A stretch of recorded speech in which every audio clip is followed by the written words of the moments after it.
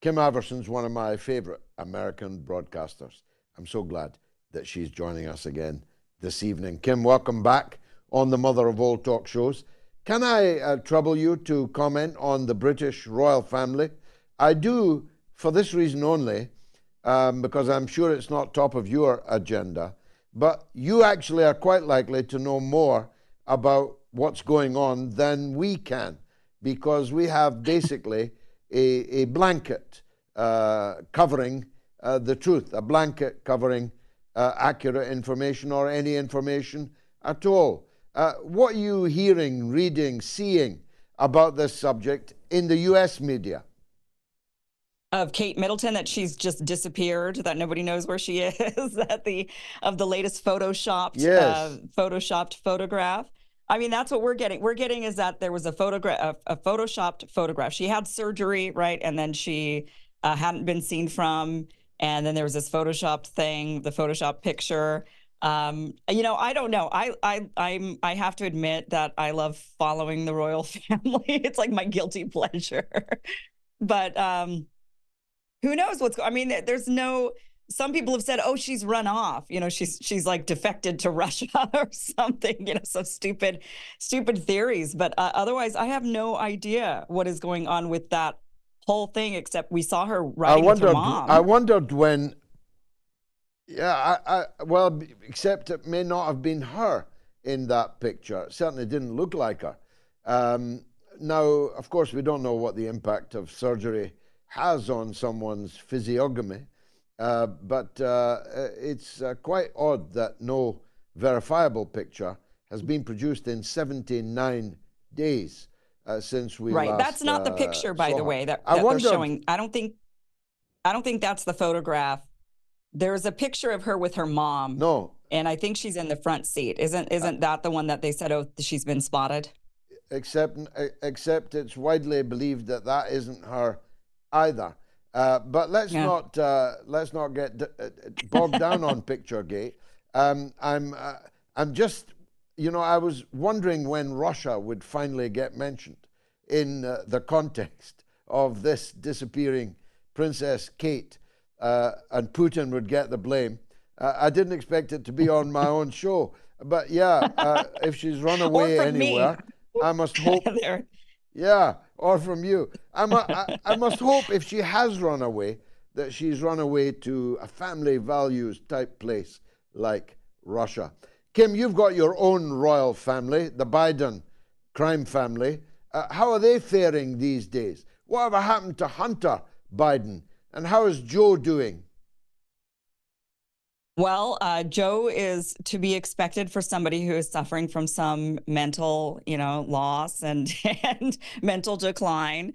Although interestingly, during the State of the Union address, he seemed really spunky, like maybe Hunter is around and Hunter maybe spiked his coffee with something, because Joe was very animated. I was very surprised by the State of the Union address and how animated Joe Biden was.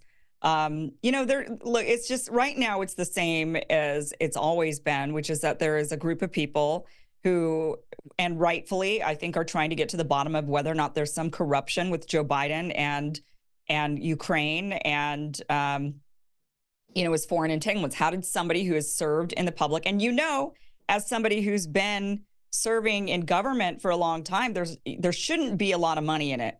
And yet Joe Biden is very wealthy. His family is very wealthy. You don't get rich. Well, he certainly has. Yeah, you don't get rich and so is his family. From being an elected politician, I can assure you of that. But the Bidens have got very rich indeed. Yeah, very rich, very rich. So, there's still a lot of questions around that. I'm not sure how deep anyone in our politics really want to go. I think they want to go far enough to just ensure that Biden doesn't win another election. But I don't believe that our political leaders are actually going to go after him and actually dig up real crime, because then the finger eventually goes back on them as well. There's so many that are corrupt in our political system on both sides of the aisle. They don't want us to really snuff it out. They just want enough to ensure that Joe Biden is looked at in a negative light by the population, so that they would, just kind of to edge him out in the upcoming election that's happening this November. I did an interview earlier this evening with my old friend Rick Sanchez, about, and I heard him say, he was talking before he came to me about Biden's poll numbers. They have plummeted again. It's inconceivable that this mentally challenged old man could win another 4-year term, is it? Well, I think it is inconceivable if the voters actually have a say, but anything's possible if you're going to work around the voters in some crafty, clever, creative ways, then anything's possible. But yeah, he's extremely, extremely unpopular. And I think what voters are starting to realize now is that he's not worse than Donald Trump. People were, when they voted for him the first time to try to defeat Donald Trump, I think a lot of those people feel like, what was the point of that? We're in a worse spot now than we were with Donald Trump. So just go back to the guy that maybe he's, on Twitter, he's says a lot of stuff. Maybe he's crass in the things that he says, and he's definitely not politically correct, but we were in a much better position with Donald Trump as president. And I think they're also seeing the very things that they really went after Donald Trump for, the border and racism and war. They're seeing that Joe Biden is worse on all of those points. So, I think a lot of people who were independent who voted for Donald Trump, who voted for Biden, they're not buying that this time around. So yeah, his poll numbers are terrible. There is no there's no conceivable way he can win unless they rig it, which they might. Yeah, imagine that it's come to this, that we can, with equanimity, exchange the possibilities that he might win it if they rig it. They might win it if they knock the Republican Party's candidate off the ballot. Imagine, right, like a banana republic, the banning of the major rival candidate, the kind of thing that would get you invaded by the United States in Latin America.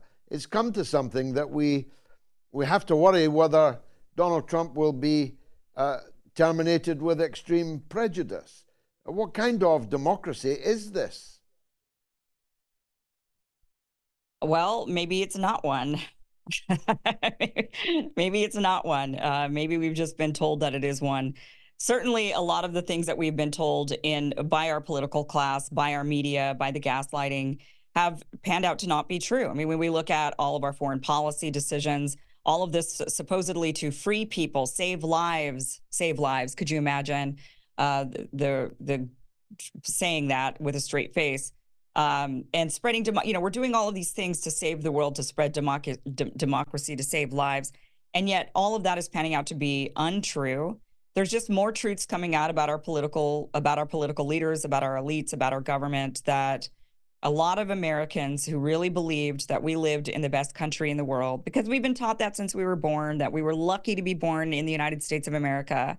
Many, I think, are now starting to say, my government has lied to me my entire life. What other lies have they told us?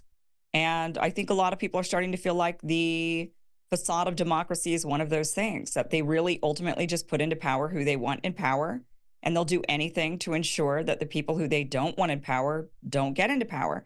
Donald Trump, I think, is the closest to, he's a person that's been able to buck all of that and defy them no matter what. And I think that obviously is very aggravating to them, because they're doing everything they possibly can to ensure that he doesn't end up in the White House. And there's just one more move for them to make, and I'm afraid they'll make it, where they just make it to where he really cannot, because he's not around. Yeah, if I were him, I'd hire a group of retired Russian Spetsnaz security, probably the best available. I'm thinking of doing it myself, because the British are not going to protect me. But one thing that is new this week, Kim, is that Joe Biden has begun to turn on, or at least wants us to believe he's turned on, his former BFF, Benjamin Netanyahu. We're asked to believe that he was secretly overheard telling a group of people at the end of the State of the Union that he's going to have a come to Jesus moment with Netanyahu. A very odd choice of words indeed. But is it true? Is he turning against Netanyahu? Or does he realize that he's lost so much ground as a result of having supported Netanyahu to the extent that he has? Which is it? He's certainly not turning on Netanyahu. It is just rhetoric. He realizes that his numbers are down. He realizes that the voting base is not in support of what the political class wants, which is supporting Israel endlessly without any restraints on them whatsoever. And so he's just saying things in order to try to please the voting base, but nothing. And if you listen to what even Netanyahu said on Monday, so you have Joe Biden on the State of the Union having this hot mic saying, come to Jesus moment with Netanyahu. And then Netanyahu comes out Monday going around in various different interviews and making it very clear that Joe Biden is a friend and that of his and that he's happy with the support that the Biden administration has given him. So Netanyahu's not upset. He's not thinking that the U.S. When has Netanyahu ever said, do more for us? He's never needed to say that because we're doing everything they ask. So as long, he doesn't care. What does Netanyahu care if Joe Biden makes a comment in the press or says something here and there just for show? He ultimately gets what he wants. And behind closed doors, that's probably the conversation he has really, truly with people in the administration, which is, well, you're getting what you want, so it doesn't matter what the politicians say for political reasons. Yeah, quite extraordinary. And there's no sign of him coming to Jesus yet. The outcome of the November election, of course, remains to be seen. But the one thing you can be sure of is that the losers of the American election will be the ordinary Joe and Joanne in the United States. We keep hearing that we keep hearing from Biden that the American economy is doing well, but it doesn't look like that to me. How does it feel to you, Kim? Well, certainly it doesn't. The grocery prices, the gas price, everything's very high here right now. So it doesn't feel like the economy is booming. There's just a lot of struggling going on. We see endless homelessness in this country, yet we're signing checks away to all these other foreign countries. So, there's this idea that the economy is booming, but people are working many jobs to make ends meet. The gig economy is strong with that. So that makes people work 3 jobs in order to make ends meet. People are not able to afford, with having good jobs and really great salaries, they're not able to afford even just 1-bedroom apartments in many of the major cities in America. So they have to get roommates and they're making $100,000 a year. I mean, so the economy is not great. We're not. Now, finally, I was talking again with Rick Sanchez about this last night. Shows like yours and others like you are doing so fantastically well that let's call them the legacy media, the so-called mainstream media, are being left trailing. I mean, at the top of our tree, yours and mine, the top of our tree, Tucker Carlson is turning in viewer figures that, would be the viewer figures for a year for most mainstream television hosts. Your numbers, my numbers, they're all up and up and up and up. What does that tell us about the future of so-called mainstream media? Well, it tells us that people are no longer buying the propaganda and that they realize, more importantly, they're being propagandized. They realize that the news organizations are not actually reporting on news. They're reporting on what the powers that be want to have reported.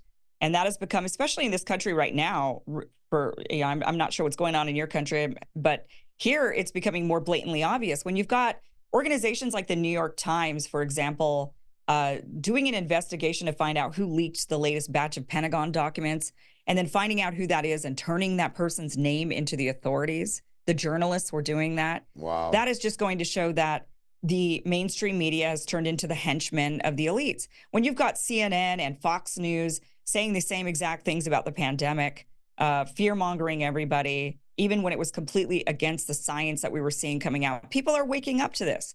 People are waking up to all of the talking points, the endless support for Ukraine, when the people were not supporting it. People are starting to wake up to this. These people in the media are not representing, and they're not fairly, and it really, even if they don't represent, that's okay. They don't have to represent anybody, but they should just report facts. They should report the news, and they don't. And so people are flocking to places where they're actually getting a person, they can listen to that person and know that person is telling them the truth, the straight up truth, not sugar-coated. You certainly don't sugarcoat anything. And that's what people are wanting. They're wanting the straight up truth. And they're getting that in independent sources. The mainstream media have become the henchmen of the elite. That's a zinger that will live, Kim. And believe me, I know a zinger when I hear one. How do people follow the Kim Iverson show? You could watch the Kim Iverson show Monday through Friday at, what time is it? It's 12 p.m. Pacific, 3 p.m. Eastern. I'm not sure what time that is for you guys over there, but it's on Rumble, exclusively on Rumble. Fantastic. Kim Iverson, it's a pleasure, as always, to interview you. Thank you. Thanks for joining us on the mother of all talk shows.